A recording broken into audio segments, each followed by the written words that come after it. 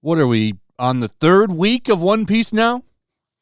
And it still remains at number 1 on TV Top 10.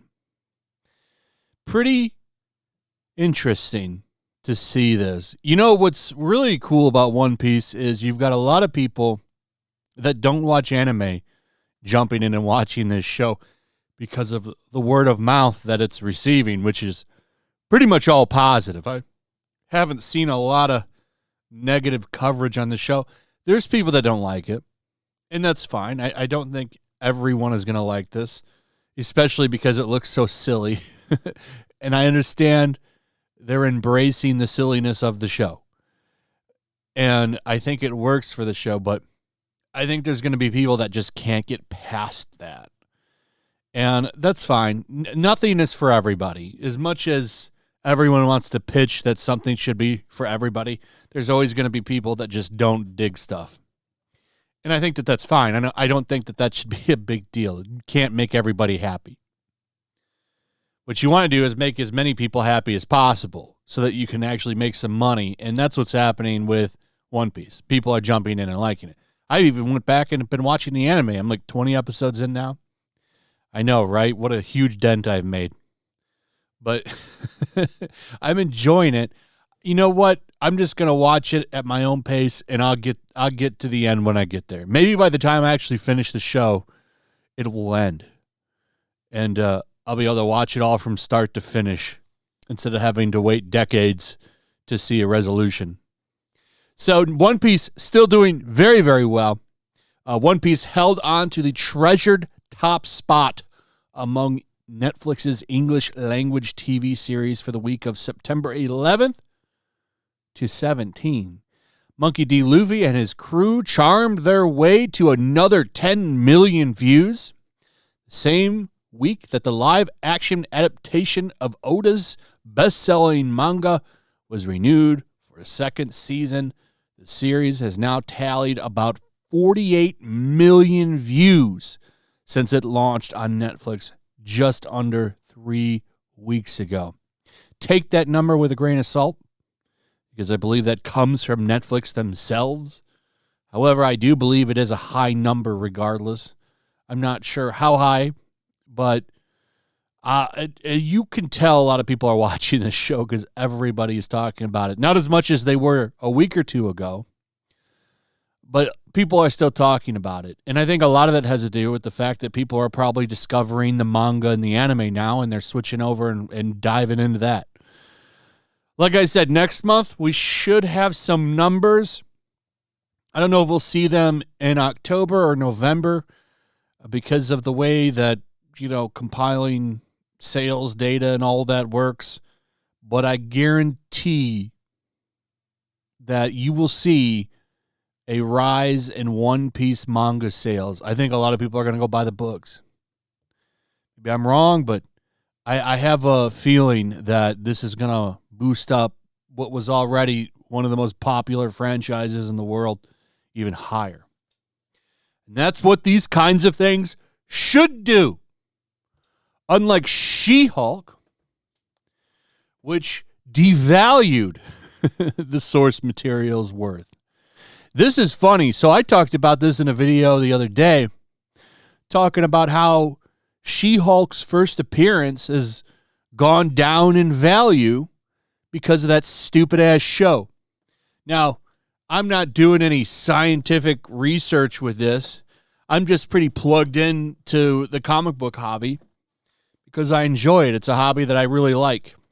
I like going to Comic-Cons, comic shows, buying books, selling books, just browsing. Like I enjoy the hobby. And I've noticed from going to a lot of cons that this book ain't worth shit anymore. Used to be worth, like, for a decent book, you could get a nice one for like $200, $150 raw. The CGC prices are a little bit different, especially if you want like a 9.8, but I think even those have kind of come down a little bit. But I've just noticed from going to shows, like looking at the prices of them, like they've come down drastically since that stupid show came out. Noticed it last year at a con. Because I was at a comic book con, and everybody had She-Hulk Rawls. Every dealer had them. Why is that? Well, they had it there because of the fact that that show just came out. And usually when a show comes out, people will want to stock up first appearances of the characters involved in the show because they'll sell. Well, nobody was buying this shit. Nobody was buying those She-Hulks. Every dealer still had them. This is like the second day into the con. And they were pretty affordable even then. Like, no one was jumping up to buy them. And, you know, there's a little bit of speculation on my part, but I have noticed that the prices of it have gone down drastically, which shouldn't be the case. You take like an Iron Man. Iron Man is still pretty valuable comic. His first appearance is still pretty valuable. Even his first solo debut, because he was in Tales of Suspense for a long time, and then he finally got an Iron Man comic. Even that one's worth a lot of money, a couple $100 actually. He's not been devalued, but She-Hulk, nobody gives a shit about this character. That's how damaging this show was. But Bleeding Fool went and did some legwork, and it turns out I was somewhat correct. The value of that book has plummeted, and it's not the same for other characters. Other characters are still doing okay. But She-Hulk, Miss Marvel, Riri Williams, a lot of these bogus characters that nobody cares about, their values have gone down a little bit since they had a major movie appearance. So the speculation on them isn't working out very well. To me, it just shows you how disliked some of these characters are now. And what made me even like want to bring this up is the fact that people are bitching that the She-Hulk actress didn't get paid as much as the One Piece people, which I find hilarious. Especially when they get mad about Sonny Chiba's son here. That's right, Sonny Chiba. This is Sonny Chiba's son who played Zoro. This dude is worth every dime. Every dime. But they're mad that she didn't make as much money as him. Well, that sounds like a Marvel problem. Maybe you take it up with them.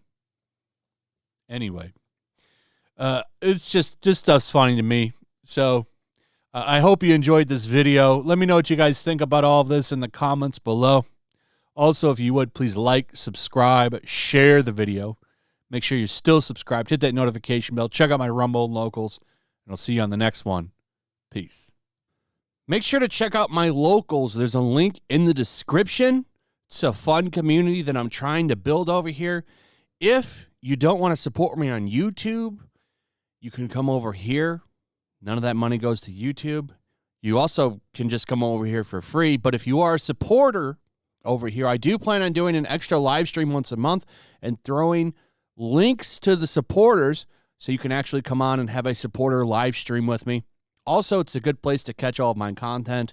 You don't have to worry about notifications like YouTube. They'll definitely work over here. So come check out my Locals.